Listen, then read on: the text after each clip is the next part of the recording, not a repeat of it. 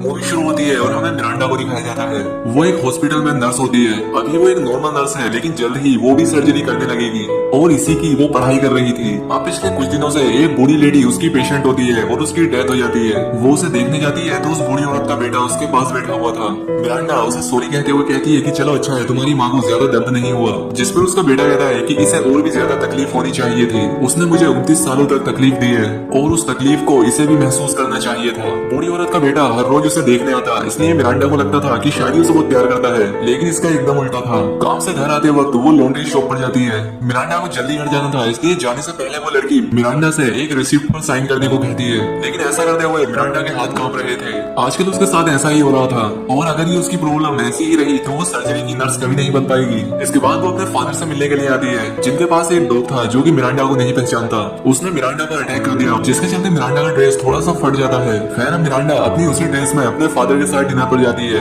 Miranda अभी एक नया घर खरीदने वाली थी। उसके फादर कहते हैं कि मैं वहाँ पर चलता हूँ और पूरे घर को देख लेता हूँ। अचानक से रेस्टोरेंट में एक आदमी के गले में कुछ फंस जाता है। अब क्योंकि मिरांडा एक नर्स होती है और इसीलिए वो बहादुरी दिखाते हुए उस आदमी की जान बचा लेती है। अब अगले दिन वो अपना घर देखने के लिए जाती है। आज शाम उसके फ्रेंड का बर्थडे था तो वो यहाँ पर केक बनाती है। केक बनाना उसकी एक हॉबी होती है और सभी को उसका ये केक काफी पसंद आता है। मिरांडा की एक फ्रेंड थी जिसका नाम था डार्लिंग। डार्लिंग मिरांडा से कहती है कि मैंने तुम्हारे लिए एक डेट फिक्स की है, वो एक बहुत ही अच्छा लड़का है और तुम्हें उसके साथ जाना चाहिए। और मिरांडा भी इस बात के लिए मान जाती है। अगले दिन फिर वो डेट के लिए रेडी होने लगती है, लेकिन वक्त से पहले वो आदमी यहाँ पर पहुंच जाता है। मिरांडा को ये थोड़ा अजीब लगता है, लेकिन फिर भी वो उसे अंदर आने देती है। अब मिरांडा ने ज्यादा कपड़े नहीं पहने थे, इसलिए वो उसे कहती है कि मैं चेंज करके आती हूँ। केविन यहाँ आसपास बहुत सारे बॉक्सेस देखता है तो वो मिरांडा से पूछता है कि क्या तुम कहीं जा रही हो। मिरांडा कहती है कि हाँ, मैं एक नए घर में शिफ्ट हो रही हूँ। मिरांडा को उस पर शक हो रहा था कि शायद ये केविन नहीं है, क्योंकि ये कुछ ज्यादा अच्छे कपड़े पहनकर नहीं आया था। इसीलिए वो उससे कहती है तुम बहुत जल्दी आ गए हो, तुम बाद में आना। जिस पर आदमी कहता है कि नहीं, मैं वापस नहीं जाऊंगा। वो डोर के पास जाता है और उसे अंदर से लॉक कर देता है। मिरांडा कहती है कि जल्दी से यहाँ से चले जाओ वरना मैं पुलिस को बुला लूंगी, लेकिन ये नहीं मानता। ये उसके साथ जबरदस्ती करने लगता है और ऐसा करने के बाद वो वहाँ से भाग जाता है। दरअसल वो केविन नहीं था, उसका नाम विलियम था। कुछ देर के बाद असली केविन यहाँ पर पहुँचता है।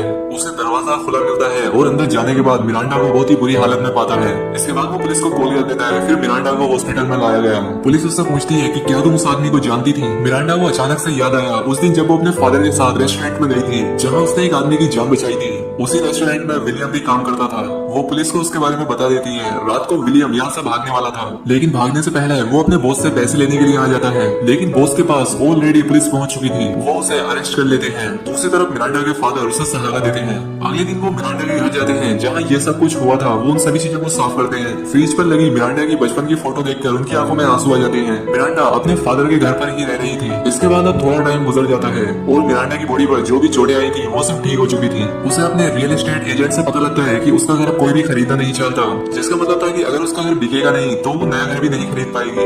एजेंट कहती है कि तुम कहीं और ट्राई कर सकती हो। मिरांडा उससे कहती है कि लोग जिस तरह से मुझे देखते हैं उससे अब कुछ भी नहीं बदलने वाला। एजेंट कहती है कि तुम घर के आसपास कुछ पेड़ लगा लो। जब वो ऐसा कर रही होती है तब उसके फादर उससे मिलने आते हैं। उसके फादर कहते हैं कि पेड़ ऐसे नहीं लगाए जाते। वो अपना सारा दुख अपने फादर को सुना देती है। उसके फादर उसके साथ लंच करना चाहते थे, लेकिन मिरांडा उसके लिए मना कर देती है। उसके साथ जो ये घटना हुई थी उसके बाद से उसके हाथ और भी ज्यादा कांपने लगे थे। उस हादसे का मिरांडा पर गहरा असर पड़ा था और इसीलिए वो कोई भी काम ठीक से नहीं कर पा रही थी। अब उसका साथ देने वाले कुछ ही लोग थे, जिनमें से एक थे उसके पिता और बाकी उसके हॉस्पिटल की कुछ नर्स दोस्त। अब अगले दिन मिरांडा की हेड डॉक्टर उससे कहती है कि तुमने ओरिएंटेशन को मिस कर दिया और इसी तरह से तुम हर चीज को मिस करती रही तो तुम जल्द ही सब कुछ खो दोगी। डॉक्टर उसे समझाती है कि तुमने इतने सालों तक मेहनत की है, तुम्हें अपने हाथों से इतनी आसानी से सब कुछ नहीं जाने देना चाहिए। आज फिर से वो अपनी लॉन्ड्री लेने के लिए आती है, लेकिन वहाँ की लड़की कहती है कि तुम्हारे पास रिसिप्ट नहीं है, तुमने शायद इसके लिए पे नहीं किया है। मिरांडा कहती है कि मैंने इसके लिए पे किया है, लेकिन वो ये बात मान नहीं रही थी। इस बात पर इन दोनों में झगड़ा हो जाता है। मिरांडा को फाइनली अपनी रिसिप्ट मिल जाती है और वो इसे उसे दिखा देती है। और रात होने पर मिरांडा अपनी सर्जरी करने वाली गेम को ट्राई करती है, लेकिन उसके हाथ कांप रहे थे, इसलिए वो ये नहीं कर पाती।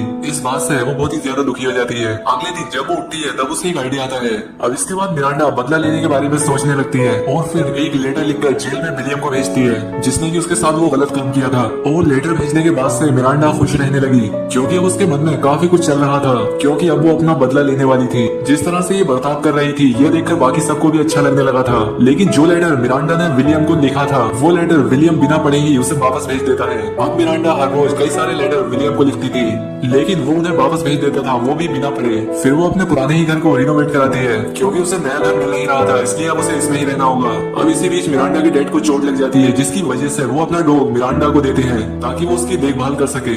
लेकिन मिरांडा उनके डॉग को स्लो पॉइजन देना स्टार्ट कर देती है, क्योंकि वो यहाँ पर ये कैलकुलेट कर रही थी कि ये डॉग पॉइजन की कितनी गोलियों से मरेगा। खैर अब एक दिन विलियम का रिप्लाई आता है और उसने लिखकर भेजा था कि तुम जीत गई, जिसका मतलब था कि मिरांडा उससे मिल सकती है। और मिरांडा यही तो करना चाहती थी। इसके बाद वो जेल में जाती है और विलियम से बात करती है। वो उससे बड़े प्यार से बात करती है और ऐसा दिखाती है जैसे कि कुछ हुआ ही ना हो। वो यहाँ पर उससे बस इधर उधर की बातें करती है और घर वापस जाने के बाद वो अपने डैड के उस डॉग को स्लो पॉइजन भी दे रही थी। अब मिरांडा हर रोज विलियम से मिलने जाती थी और वो विलियम को ऐसा दिखाने लगती है जैसे कि वो उससे प्यार करती है। वो हर रोज उसके सामने नई नई ड्रेसेस पहन के जाती थी, जिससे विलियम भी उसे पसंद करने लगा। और अब इसीलिए एक दिन वो विलियम की कंप्लेंट भी वापस ले लेती है और उसे जेल से रिहा करा देती है। वहीं दूसरी तरफ मिरांडा जो डॉग को गोलियां दे रही थी, उसकी वजह से वो मारा जाता है, जिसका मतलब था कि अब वो वैसा ही विलियम के साथ भी करने वाली थी। विलियम जेल से निकलते ही मिरांडा को फूल बेचता है और उससे फोन पर भी बातें करता है और अगले दिन वो उससे मिलने भी जाता है। फिर मिरांडा विलियम से अपने पूरे घर को रिनोवेट कराती है और उसे अगले दिन वापस आने के लिए भी कहती है। अब एक दिन मिरांडा के पिता अपने खुद के हार्डवेयर शॉप में विलियम को देख लेते हैं और वो घर जाने के बाद अपनी बेटी को बहुत डांटते हैं कि उसने ऐसा क्यों किया।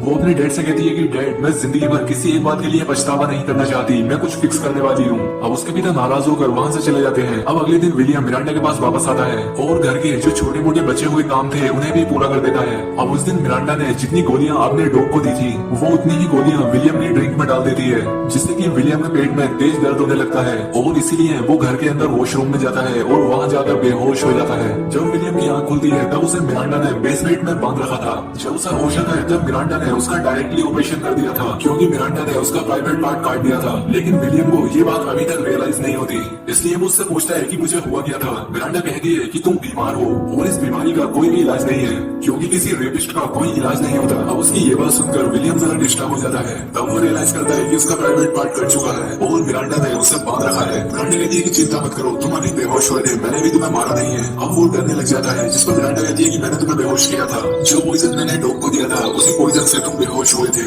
विलियम कहता है कि तुम मुझे मारोगी नहीं, क्योंकि तुम लोगों को बचाती हो। मिरांडा कहती है कि नहीं, जो सही होता है मैं वही करती हूँ। अचानक से मिरांडा के दरवाजे पर कोई नॉक करता है। विलियम चिल्लाने की कोशिश करता है, लेकिन मिरांडा उसका मुंह बंद कर देती है। वो बाहर आकर देखती है तो डिलीवरी मैन था, उसने अपने लिखने के लिए कुछ स्पेशल पेन मंगाए थे। वो विलियम से कहती है कि तुम्हारी वजह से मेरे हाथ कांपने लगे थे, लेकिन आज जो तुम्हारे साथ किया है उससे मुझे अच्छा लग रहा है। विलियम कह रहा है कि तुम कोई बुद्धि नहीं हो, तुम मुझे नहीं मार सकती। लेकिन मिरांडा कहती है कि मैंने अपनी माँ को मार दिया था, क्योंकि मैंने अपनी डर की असली वजह छिपा दी थी, जिसकी वजह से उसकी डेथ हुई। मिरांडा कहती है तुमने कभी भी नहीं छोड़ती, मैं जीत चुकी हूँ। सीन चेंज होता है और मिरांडा उसके फादर के पास दिखाया जाता है। फादर कहता है कि तुम छोटी नहीं है, वो तुम्हारे लिए खतरनाक हो सकता है, ये तुम्हारी पूरी लाइफ का सवाल है। मिरांडा कहती है कि विलियम अब हमारे पास फिर से कभी नहीं आएगा, और इसका मतलब ये था कि मिरांडा ने उसे मार दिया है। और इसलिए बदले की बात के साथ ही मूवी का खत्म हो जाती है।